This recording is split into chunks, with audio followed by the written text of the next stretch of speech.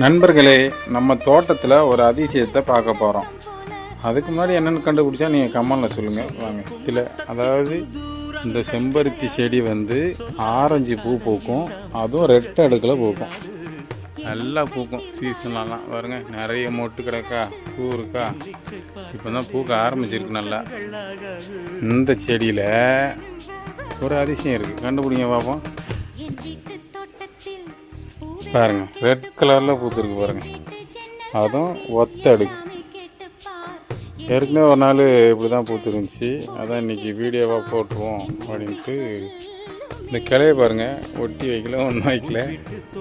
இந்த பாருங்க, செடியிலேருந்து வர்ற அந்த கிளையில பூத்துருக்கு. ஆரஞ்சு கலர் செம்பருத்தி செடி, அதுவும் 2 அடுக்கு செம்பருத்தி செடி.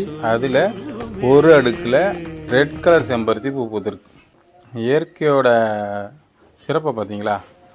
இயற்கை தாங்க.